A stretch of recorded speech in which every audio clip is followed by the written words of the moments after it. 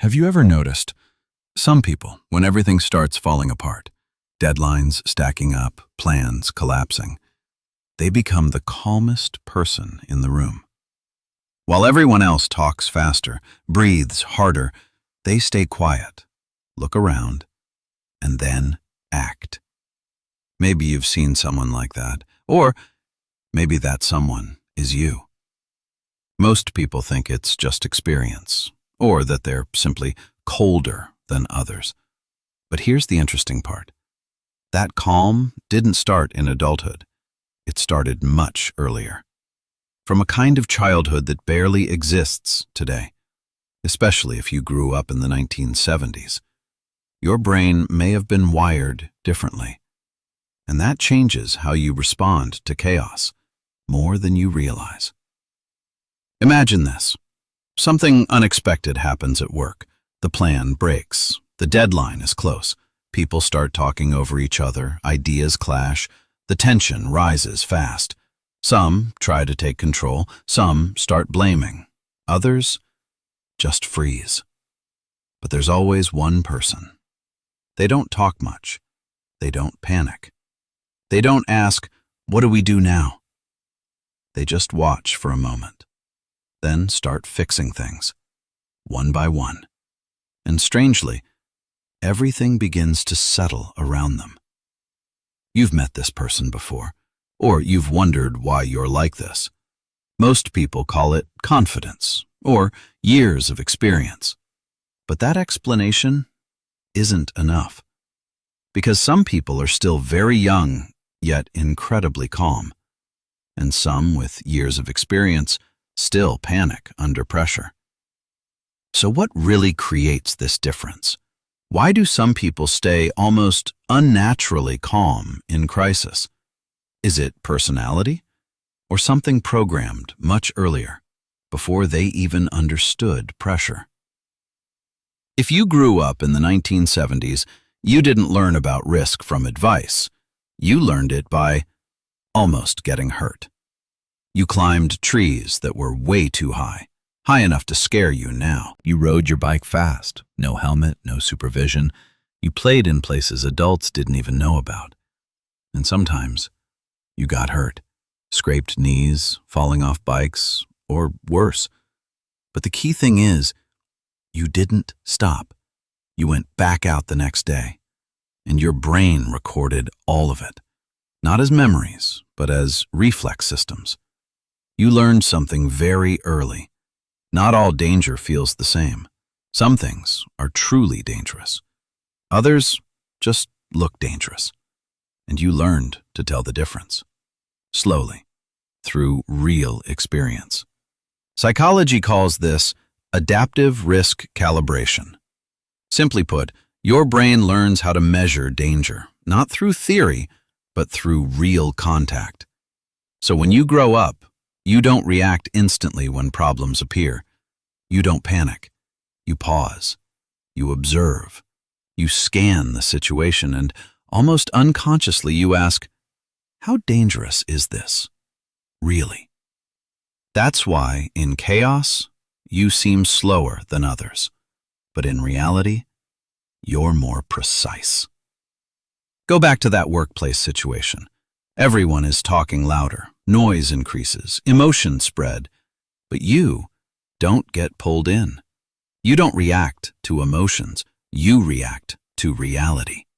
You break the problem into pieces. What needs action now? What can wait? While others are still feeling, you've already started solving. That's not coldness. That's a nervous system trained not to confuse real danger with surface chaos.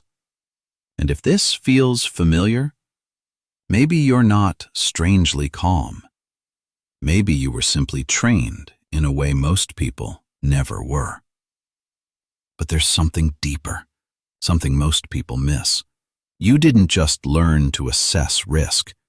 You learned to take responsibility. If you grew up in the 1970s, you left the house early. No phone, no GPS, no one checking where you were. There was only one rule: be home before the streetlights came on. Everything in between was yours. You decided where to go, who to be with, what to do next. If something went wrong, there was no one to call. You had to handle it. Got lost? Find your way back. Got into a fight? Figure it out. Broke something? Deal with the consequences. It sounds normal, but to the brain, it's powerful. Psychology calls this unsupervised autonomy wiring. In simple terms, your system is wired to operate on its own. No waiting for instructions, no constant need for approval. Because early on, no one did things for you. So as you grow up, you don't stand around waiting. You don't look for someone in charge. You automatically think, all right, what's my next move? That's why in chaos, you don't ask too many questions.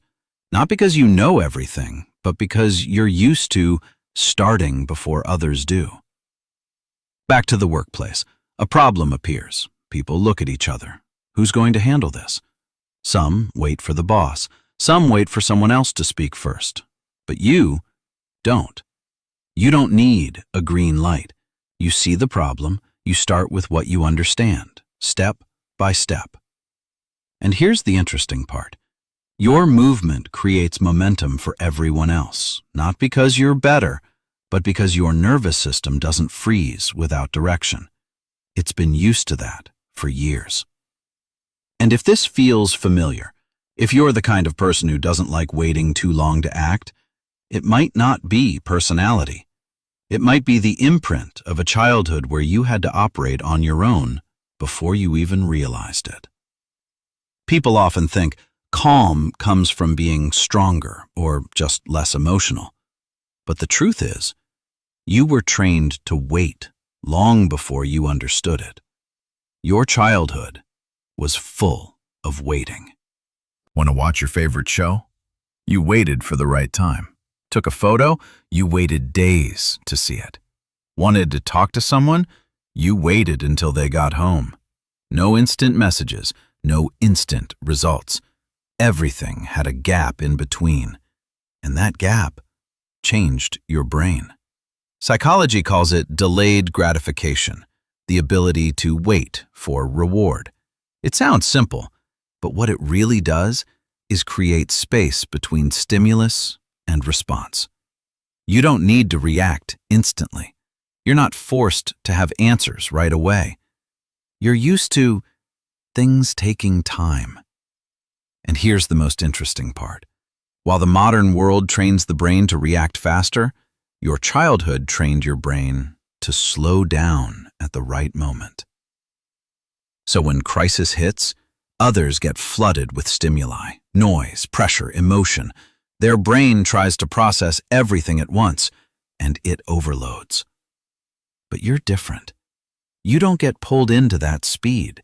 You almost automatically create a pause, a very small one, but enough to think. You don't need the full solution instantly. You just need the first step. And from there, everything becomes clearer. That's why you can stand still in chaos without feeling overwhelmed. Not because you don't feel pressure, but because your system doesn't demand immediate results. And if you realize this, you might start seeing your childhood differently. Those inconvenient moments of waiting were actually a rare kind of training, something that today not many people get to experience. If you connect all of this, your ability to assess risk, to act independently, to wait, they're not separate skills. They come together into a very specific kind of nervous system, one that doesn't react immediately. It processes first, then responds. And this is important. You're not cold. You're not slow. You're simply not wired to panic. Your silence is not passivity. It's processing space. Inside your mind, things are organizing. Information is sorted. Risk is measured. Next steps are forming.